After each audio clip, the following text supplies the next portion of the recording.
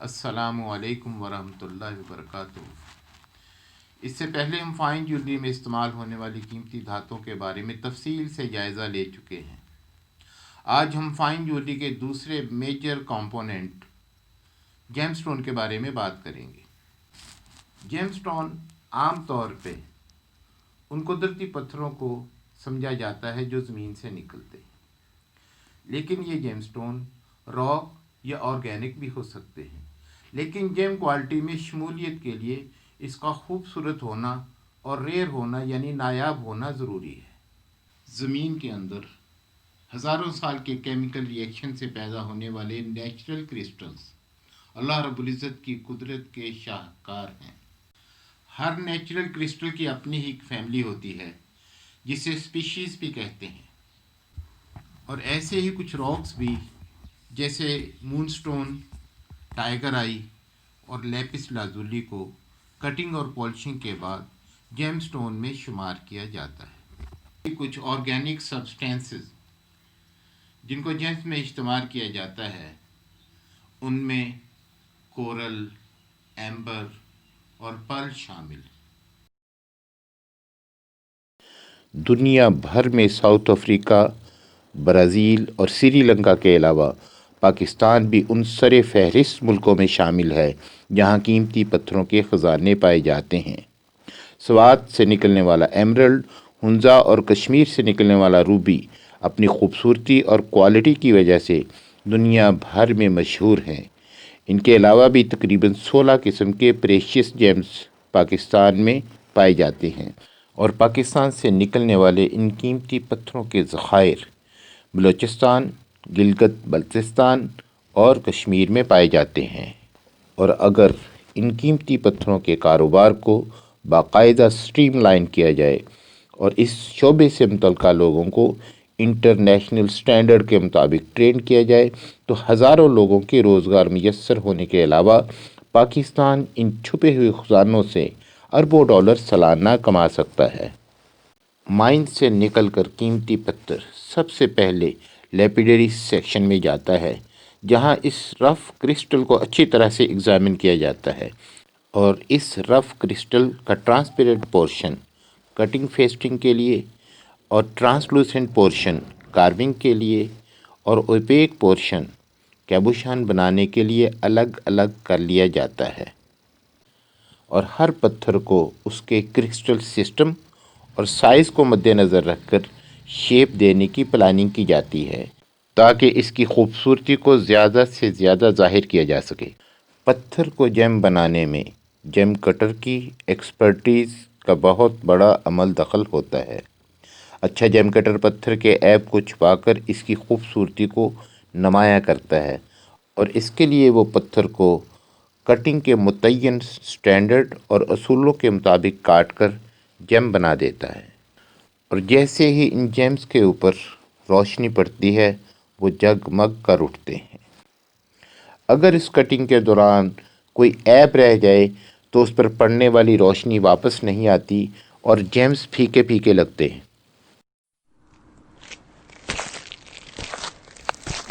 قیمتی پتھروں کی پہچان بہت مہارت کا کام ہے، کیونکہ روبی سرخ رنگ کا ہوتا ہے، لیکن یہ ضروری نہیں کہ سارے سرخ رنگ کے پتھر روبی ہی ہوں۔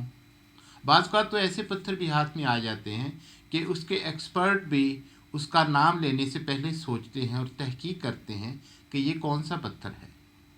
اصل یا نقل ہونا تو بہت بعد کی بات ہے، یعنی اس پہ بعد میں تحقیق ہوتی ہے۔ اس لیے کبھی بھی کسی جیم سٹون کے اصلی یا نقلی ہونے کا فیصلہ اس کے سائنٹیفک ٹیسٹ کے بغیر نہیں کرنا چاہیے، اور خاص طور پر مہنگے قیمتی پتھروں کی خرید و فروخت کے لیے اس کا سرٹیفائڈ ہونا بہت ضروری ہے۔ ایک مرتبہ ایک صاحب سے ملاقات ہوئی، انہوں نے مجھے ایک سٹون دکھایا اور فرمانے لگے کہ بلو سفائر دیکھیے۔ میں نے کہا مجھے تو یہ ٹینزانائٹ لگتا ہے۔ کہنے لگے کہ نہیں، یہ بلو سفائر ہے۔ میں نے کہا اس کا سرٹیفکیٹ بنوا لیں۔ فرمانے لگے جی آئی اے سے بنوا لوں۔ تو میں ہنس پڑا کہ جی آئی اے دنیا کا سب سے اوتھینٹک ادارہ ہے جو قیمتی پتھروں کی سرٹیفکیشن کے لیے مشہور ہے۔ میرے خیال میں اس وقت ہمارے ریجن میں صرف تھائی لینڈ میں GIA کی ایک لیب تھی۔ میں نے ان صاحب سے پوچھا اب کہاں سے بنوائیں گے؟ کہنے لگے گجرانوالہ سے۔ تو میں بڑا حیران ہوا، فرمانے لگے جننے کو ظاہر ہے کہ اس طرح کے سرٹیفکیٹ دنیا میں اور جگہ سے بھی ملتے ہوں گے، اور شاید اسی لیے جو دنیا کی بڑی مشہور جیم لیبس ہیں انہوں نے اپنا سرٹیفکیشن کا طریقہ کار بدل دیا۔ پہلے وہ جس جیم سٹون کو ٹیسٹ کرتے تھے اس کو پیک کر کے اس کو ایک کوڈ دیتے، اس کو سیل کرتے اور سرٹیفکیٹ پہ اس کا کوڈ دیتے تھے، لیکن اب جدید ٹیکنالوجی آ گئی ہے۔ اب موجودہ طریقہ کار کے اندر سٹون کے گرڈر پر لیزر مارکر سے وہ کوڈ کندہ کر دیا جاتا ہے، یعنی مارک کر دیا جاتا ہے، جس کو مٹانا اور چینج کرنا بہت مشکل کام ہے۔ قیمتی پتھروں کی پہچان یعنی اصل اور نقل جاننے کے لیے جیم لیبس میں سائنٹیفک طریقہ اختیار کیا جاتا ہے۔ ابھی آگے جو انسٹرومنٹس آپ دیکھیں گے وہ قیمتی پتھروں کی سرٹیفکیشن کے لیے یا پہچان کے لیے استعمال کیے جاتے ہیں۔ پولیریسکوپ، اس ٹیسٹ میں جیمز کو روشنی کے انٹریکشن کے ساتھ چیک کیا جاتا ہے کہ یہ سٹون سنگل ریفریکٹیو ہے یا ڈبل ریفریکٹیو۔ ریفریکٹومیٹر، یہ آلہ جیم سٹون کی ریفریکٹیو انڈیکس چیک کرنے کے لیے استعمال کیا جاتا ہے، کیونکہ ہر جیم سٹون کی ایک یونیک آرائی ہوتی ہے جس سے اس کے اصلی یا نقلی ہونے کا پتہ چلتا ہے۔ یہ انسٹرومنٹ جیم سٹون کی اسپیسیفک گریوٹی چیک کرنے کے لیے استعمال کیا جاتا ہے۔ کیونکہ ہر جیم سٹون کی SG کی رینج متعین ہے، اس سے اس کے اصلی یا نقلی ہونے کی نشاندہی ہوتی ہے۔ جرمن سائنٹسٹ مسٹر فریڈرک موہ کے ایجاد کردہ اسکیل، جسے موہ اسکیل بھی کہتے ہیں، کے مطابق تیار کردہ ان ہارڈنیس پینسل سے ہر سٹون کی ہارڈنیس چیک کی جاتی ہے، جس سے اس جیم سٹون کی اصلیت کا پتہ چل جاتا ہے۔ اسی طرح کچھ سٹون ایسے بھی ہوتے ہیں جن کی چمک نیکڈ آئی سے ظاہر نہیں ہوتی، اسے دیکھنے کے لیے UV لائٹ استعمال کی جاتی ہے۔ ایسے ہی مائکروسکوپ جیم سٹون کے اندر جھانکنے والا آلہ ہے، اس سے جیم سٹون کے اندر کی کنڈیشن کا پتہ چلتا ہے کہ کہیں یہ جیم سٹون جس کو چیک کیا جا رہا ہے یہ سنتھیٹک تو نہیں، یا ہیٹ ٹریٹڈ تو نہیں، یا اسمبل تو نہیں کیا گیا، یا اس میں کوئی کلیویج تو نہیں، یا اس کو رنگ تو نہیں دیا گیا، یا اس کو کسی اور رنگ سے بھرا تو نہیں گیا، یا اس کے اندر کوئی فریکچر یا کسی بھی ٹائپ کے انکلوژنس جو اس میں ہوں گے وہ اس میں سے نظر آ جاتے ہیں۔ اور اب ان پیرامیٹرز پہ بات کرتے ہیں جن سے جیمز کی قیمت کا اندازہ لگایا جا سکتا ہے، جسے عرف عام میں 4 C's کہتے ہیں۔ یہ 4 C's کی اصطلاح اصل میں GIA نے ڈائمنڈ گریڈنگ کے لیے ایجاد کی تھی، لیکن اسے کلر جیمز کے لیے بھی استعمال کیا جاتا ہے۔ ڈائمنڈ گریڈنگ میں کوالٹی کے لیے کٹس کو اہمیت دی جاتی ہے، اور کلر جیمز میں معیاری ہونے میں کیرٹ ویٹ کو پہلی پوزیشن حاصل ہے۔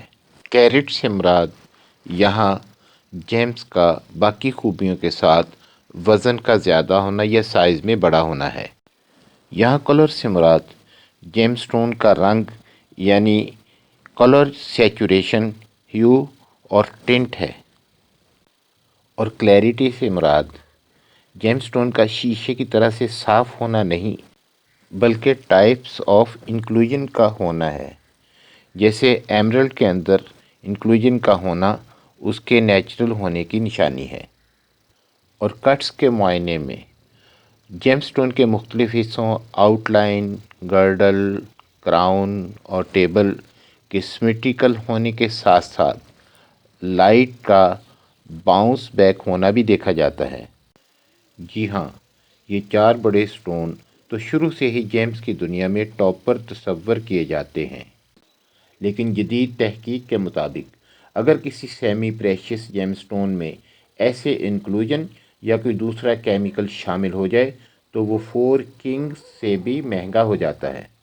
کچھ آرگینک سبسٹینس بھی جیمز میں شمار کیے جاتے ہیں، جن میں ایمبر، کورل اور پرلز بھی شامل ہیں۔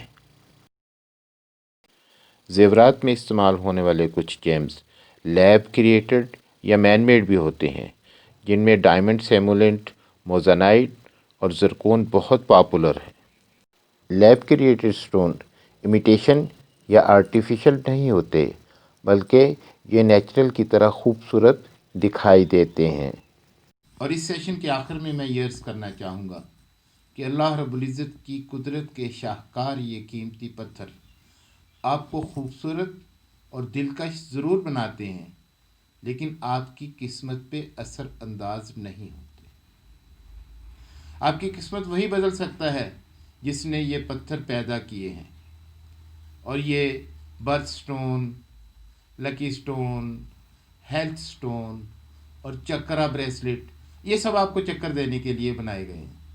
یہ وہ بزنس ٹرکس ہیں جنہوں نے جیمز ٹریڈنگ کا ایک بڑا حصہ کیپچر کیا ہوا ہے، اور یہ ہمارے ریجن کا مسئلہ نہیں، یہ ورلڈ وائڈ فینومینا ہے۔